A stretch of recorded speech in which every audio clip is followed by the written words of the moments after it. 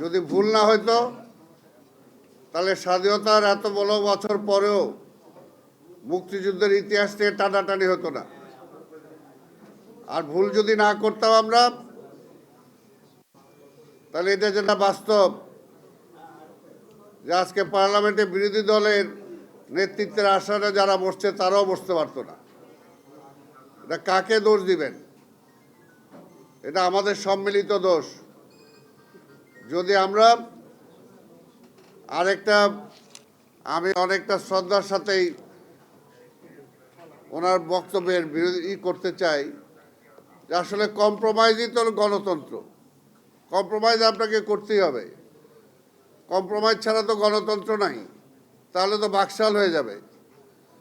এখানে বিভিন্ন দল মত থাকবে, বিভিন্ন চিন্তা চেতনা থাকবে, তার মধ্য দিয়েও এক জায়গায় একটা সমঝোতার মধ্য দিয়েই রাষ্ট্র পরিচালনা করতে হবে। আজকে একটা সরকার জনগণের ভোটে এসেছে মাত্র 1 মাসও হয় নাই, 2 সপ্তাহ হয় নাই, মাত্র 13 দিন।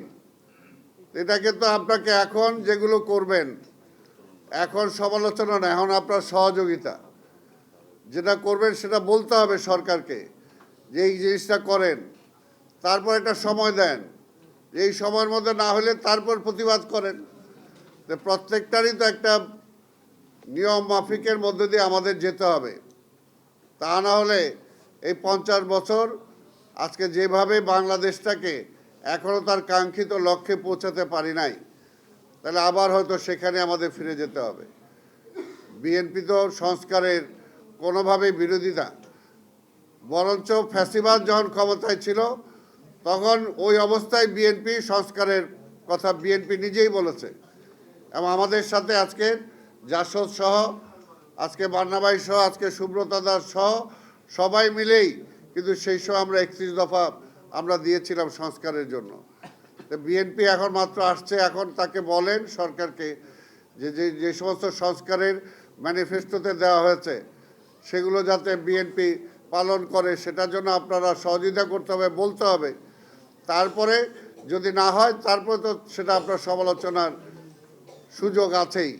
এই জন্যই বলবো যে দীর্ঘ 17টা বছর চিন্তা করে দেখেন, আজকে তরুণ যারা আছেন তাদের জন্য 17 বছর কিছু না, আমাদের জন্য কিন্তু 17 বছর অনেক কিছু। আমাদের জীবনের প্রাইম টাইমটা আজকে শেখ হাসিনা নিয়ে গেছে। এটা বদলাটা কে দিবে? এটা জবাবটা কে দিবে? তো সেই কারণে বলবো যে আজকে 17 বছর গণতন্ত্রহীন ছিলাম আমরা। আল্লাহর রাস্তায় এখন যাতে গণতন্ত্রটাকে প্রাতিষ্ঠানিক রূপ দিতে পারি এবং সরকারটা যাতে নির্বাচনের মাধ্যমে পরিবর্তন হয় এবং সেই নির্বাচনটা যাতে সবার কাছে গ্রহণযোগ্য হয়, সেই ব্যবস্থায় যেটা আমরা ফিরে যাওয়ার চেষ্টা করছি। অর্থাৎ একটা ইন্টেরিয়াম গভর্নমেন্ট, একটা তত্ত্বাবধায়ক সরকার মাধ্যমে নির্বাচন হবে, সেই নির্বাচনে জনগণ যাকে ইচ্ছা তাকে রায় দেবে।